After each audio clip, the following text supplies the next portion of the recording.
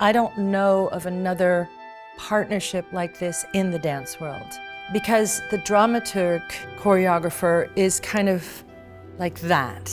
And it might be that way with another director, but we happened to gel in a way, and the more we worked together, and we found this out even in the Crucible, we're very similar in our work trajectory. I think the other thing that's key is that we don't do the same thing. And that sort of intersection, I think, leaves space for each of us to be doing something particular, but shared.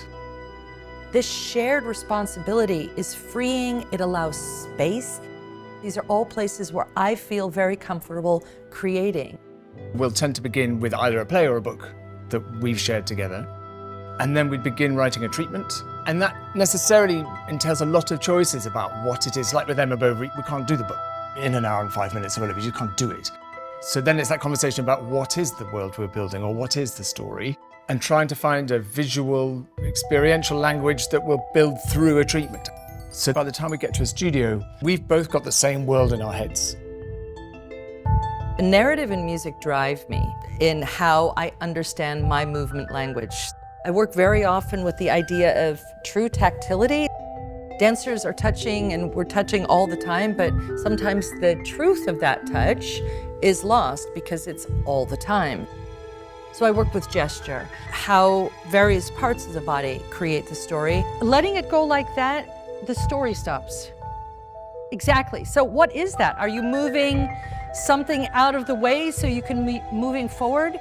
That's where this solo needs to get to. And all the gesture needs to have reason.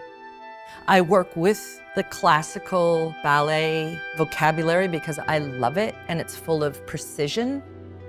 All of these disciplines can actually help me describe my choreography. So it's definitely contemporary ballet. I respond to the music. Tempi, all comes into it, is all about building the character. When you work with a dancer, they've got that range of choice in their bodies. So you can work with a specificity and an articulation of the body and movement.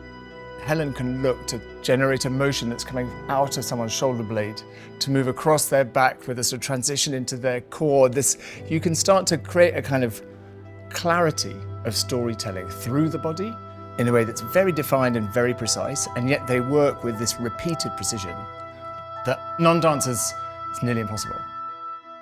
And you've also said it's one of the great challenges is the challenge of doing this without text.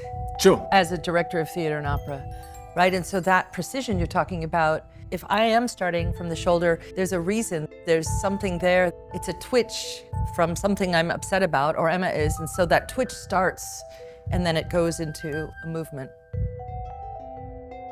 Flaubert sets around to write a woman, not a Victorian archetype, but actually a woman.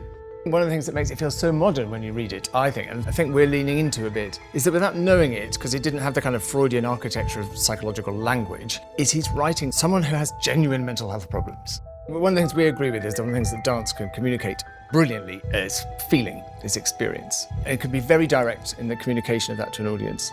So we were clear that we wanted to kind of explore Emma's experience. More a sense of actually trying to give the audience what's it feel like to be her.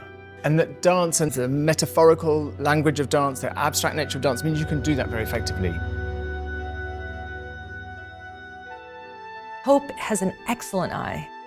I trust her implicitly. We both have this need to further ballet.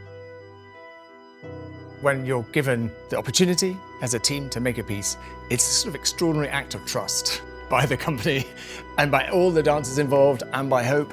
She's very kind of generous with her energy and ideas and support.